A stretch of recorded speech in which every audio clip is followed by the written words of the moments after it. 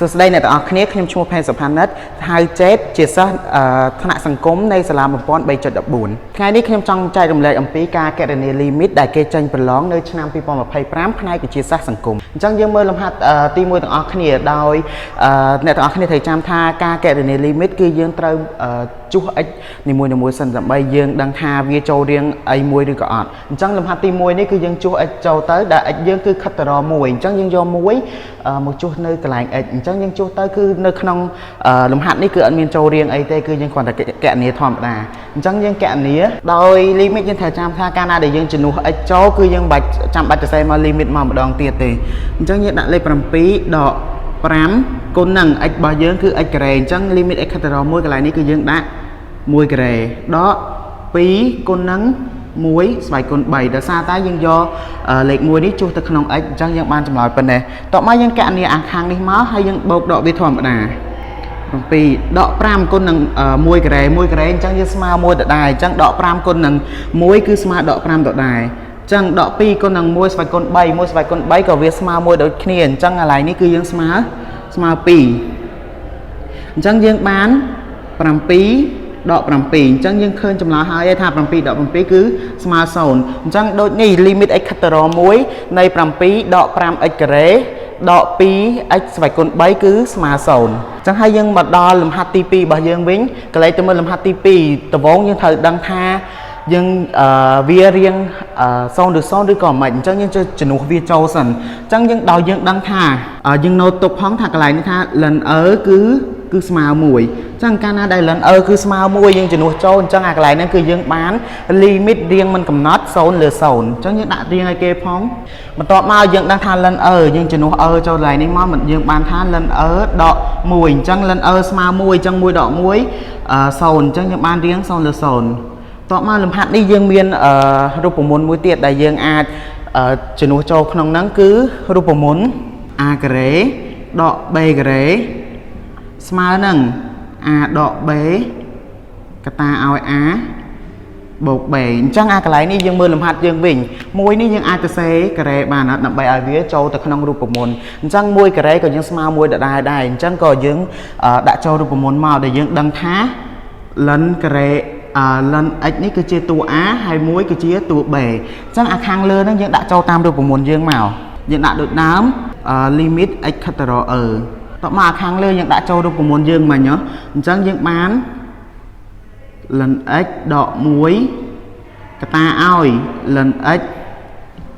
បូក1អញ្ចឹងអាខាងក្រោមនេះយើងអាចទាញសញ្ញាដកជាកតាបានដើម្បីឲ្យយើងសម្រួលនឹងកតាខាងលើអញ្ចឹងយើងបាន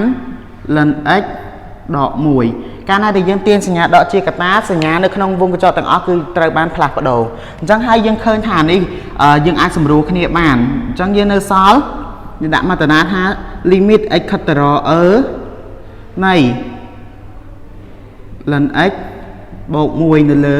អានេះកាលណាដែលយើងសម្រួលអស់វាអត់នៅសញ្ញាដកមួយទៀតអញ្ចឹងនៅលើដក1អញ្ចឹងយើងជំនួសនេះចូលមកអញ្ចឹងយើងបាន ln បូក1នៅលើដក1អញ្ចឹងដល់យើងដឹងថា ln យើងគឺស្មើ1អញ្ចឹងកន្លែងនេះយើងជំនួសចូលមកថា1បូក1នៅលើដក1យើងទាញបាន2នៅលើដក1ចម្លើយចុងក្រោយរបស់យើងគឺស្មើដក2អញ្ចឹងហើយលំហាត់នេះ limit x ខិតទៅរកln ការ៉េ x ដក1នៅលើ1ដក ln គឺស្មើដក2ហ្នឹងគឺជាចម្លើយសរុបនៃលំហាត់ទី2អញ្ចឹងយើងដល់កលេសទៅដល់លំហាត់ទី3វិញដោយយើងជួសវាចូលទៀតអញ្ចឹងយើងជួសវាចូលមកឃើញថាបើសិនជាយើង4យើងជួសនៅក្នុង x នេះចេញពីរឹសមកគឺបាន2ដក2អញ្ចឹងហើយយើងចូលរៀងទៀតអានេះគឺយើងចូលរៀង0លើ0ដូចគ្នាអញ្ចឹងហើយត្រូវចាំថាករណីដែលថាចូលរៀង0លើ0ហើយវាមានរឹសអញ្ចឹងគឺយើងត្រូវគុណកន្សោមឆ្លាស់គុណកន្សោមឆ្លាស់ក៏យើងចូលរូបមន្តដូចអាមិញដែរគឺយើងចូលរូបមន្ត a ការ៉េដក b ការ៉េស្មើ a ដក b កតា a បូក b អ្នកទាំងអស់គ្នាត្រូវណូតរូបមន្តនេះទុកដែរព្រោះរូបមន្តនេះក៏ជារូបមន្តសំខាន់នៅក្នុងការគណនា limit រៀង0លើ0ដាក់ limit មកដូចដើមសិន limit x ខិតទៅរក4អានេះយើងដាក់ចូលតាមរូបមន្តយើងបាន2ការ៉េដកឲ្យ x ការ៉េនៅលើអញ្ចឹងអានេះ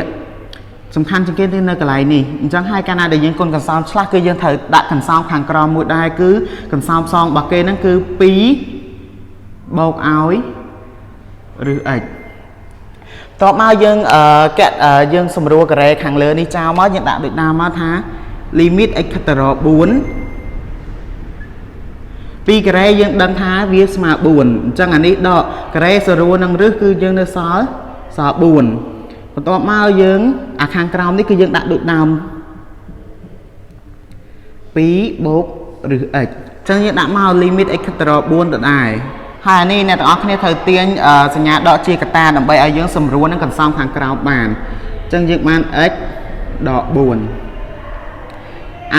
កន្សោមខាងក្រោមគឺយើងដាក់មកទៅដែរតោះមកអ្នកទាំងអស់គ្នាមើលអាកន្លែងណាយើងដូចគ្នាយើងអាចសម្រួលវាចោលបានគឺយើងសម្រួលនឹង